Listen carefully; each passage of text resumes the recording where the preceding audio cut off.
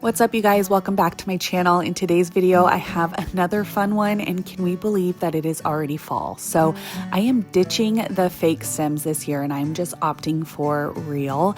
I don't know what it is, but every year I would buy a new fake stem, and then I would not even use it the next year. So I decided not to do that this year. I ended up picking up this beautiful Oklahoma redbud stem from my grandma's front yard, and I absolutely love it. It makes such an impact, and I feel like as it gets wilted and everything, it'll be that much more beautiful. I just paired it with this beautiful Pottery Barn candle and then just sprinkled some oak leaves that I had in our backyard just to make it look like it had that fallen look. And that is really it for my kitchen island. Just very, very simple. Next up, I cannot wait to show you how I turned this vintage pot into a kitchen lamp. So I just ended up picking this little lamp up from Target, this cute little gingham shade, and I just put it in my vintage pot. You guys, whoever invented kitchen lamps is brilliant. I never really understood the hype about them until I had one, and now I am never not gonna have one.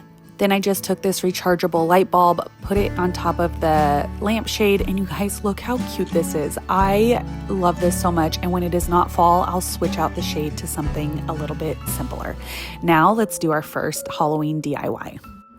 So I saw this ghost wreath on Pottery Barn, and I thought, you know what, I can make that. So I headed over to Hobby Lobby. I ended up picking these shatterproof ornaments up. I then got some felt for the eyes, some cheesecloth, some hot glue, and then a little wreath hanger, and I just got to work.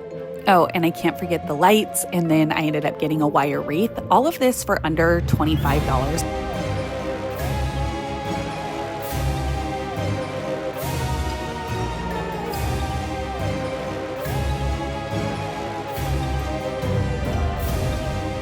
Next, I just stuffed the lights inside the shatterproof ornaments. Then put the top back on to make sure that it all stayed in place. And then I just moved on to the next one. And I did this until I had all of the ornaments with lights in them. And then after I did that, I took my floral wire and I just made sure to secure it to the wreath itself so that it was nice and sturdy.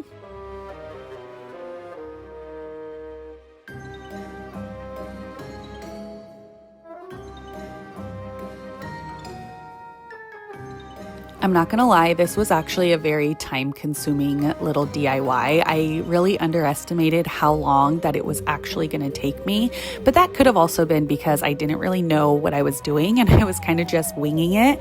I had saw so many people do this on Instagram and I was like, you know what, I need to try it, and I really just underestimated how time-consuming it really was. But you know what, just stay tuned because the end product is so cute. I mean, it looks almost identical to the Pottery Barn one. So next I ended up going in with the cheesecloth, and this is what is going to make the little ghost. So I ended up just getting one package of this, and it was actually plenty to make. I think I made like 17 little ghosts, and it was totally enough. So it was so perfect. I just cut it, and then I decided that I was going to hot glue the bulbs to the actual wire wreath because I felt like they were just moving around everywhere. So that just made it a little bit more sturdy. And then I just added hot glue gun all over the bulbs and then just laid the cheesecloth on top. Next, I took the black felt and cut out eyeballs, and then I ended up just making kind of a template so that every eye was the same. And then I just hot glued it and put it right on the cheesecloth. After about 2 hours of work, are you guys ready to see this cute wreath? I mean, look how cute. Now let's go hang it on the door.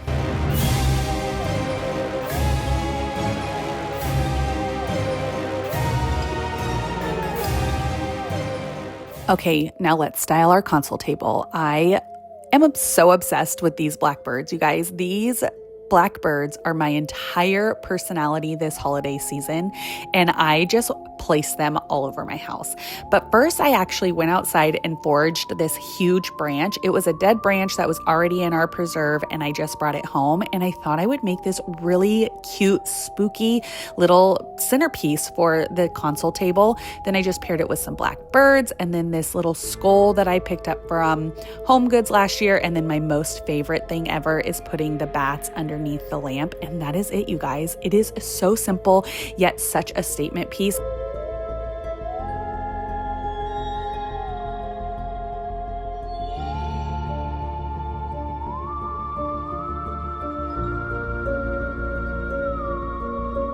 And then Chris came upstairs and he said, "That's not spooky enough. You definitely need to add some cobwebs." So I ended up adding some cobwebs just to entertain him.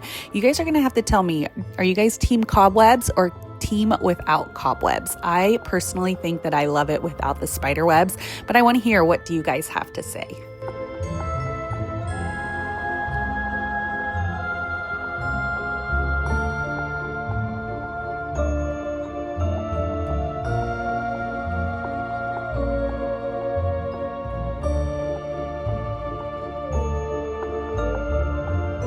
All right, now let's move downstairs to the powder bath. I wanted to add a little Halloween spooky touches to it as well.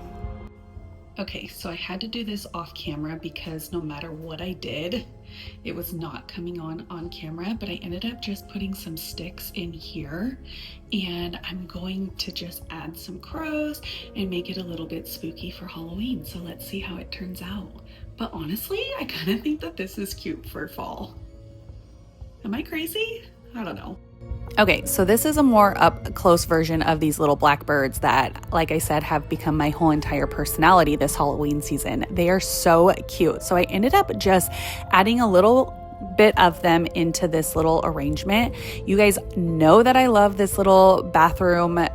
I don't even know what it's called, but it holds the towels, and I switch out the florals every season, and it's just so fun. So when I knew that I was decorating for Halloween, I knew I needed to try to do something with this as well, and I just love it. So I just added 3 little black crows to the little centerpiece, added in some sticks, and then some branches that are going to age, or not age, but like wilt over time.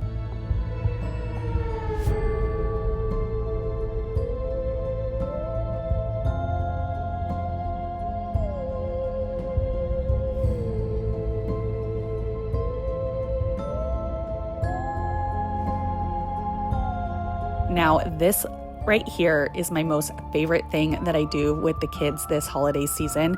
Even in Christmas, I use candy canes, but for Halloween, we're gonna do my tried and true spiders. I love spider soap. It is so fun.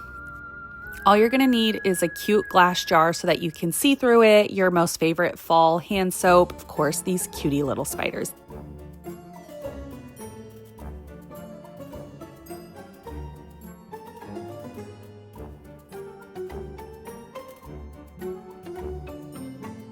I have found that these specific spiders are the most perfect size to fit into any hand soap.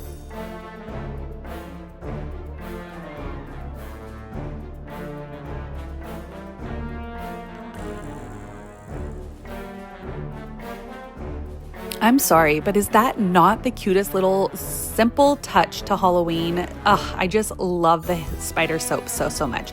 I want to thank you guys so much for watching yet another video of mine. Let me know in the comments which decoration you guys love the most for Halloween, and I cannot wait to see you guys in the next video. Happy Halloween.